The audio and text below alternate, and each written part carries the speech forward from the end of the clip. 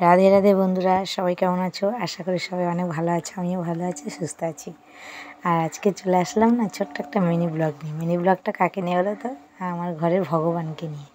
আর এই যে আমার ভগবানকে দেখছো, আমি 7 দিন ধরে পুজো দিতে পারিনি, তা আজকে মাথা ঘষে শ্যাম্পু ট্যাম্পু করে তারপরে পুজো দিতে এসেছি।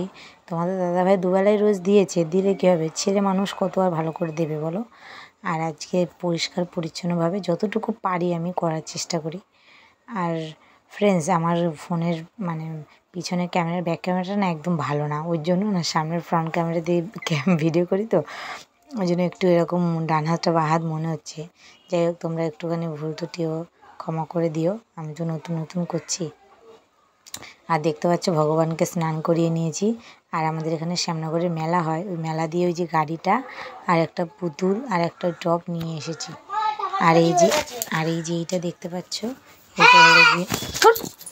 এইটা হলো গিয়ে আমার ভগবানের আমার গুরুদেব যে মালা দিয়েছে আমাকে মালা জপতে, সেই মালা এটা।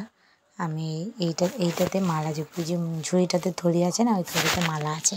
আমার মালা একটা, আর তোমাদের দাদাভাইয়ের মালা একটা। আমার ছেলেরও মালা আছে, কিন্তু ও বাচ্চা মানুষ তো, ও জপতে পারে না। আমাকে, তোমাদের দাদাভাইকে, আমাদের দুজনকে গুরুদেব বাবা মালা দিয়েছে। আর আমি যতটুকু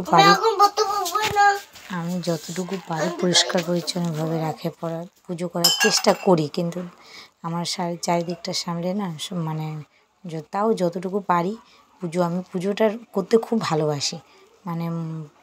পুজো করাটা আমার কাছে একটা ওই যে সেভাবে করতে হবে, লোক দেখানো বা কিছু ওইসব না, আমার হলো গিয়ে মনের দিয়ে ভালো লাগে পুজো করতে, ওর জন্য আমি পুজোটা করি। এবার তাও আমার গুরুদেব তো আছেই। আর ওই যে গুরুদেবকে দেখতে পাচ্ছ, ওই যে দুজনের চিত্র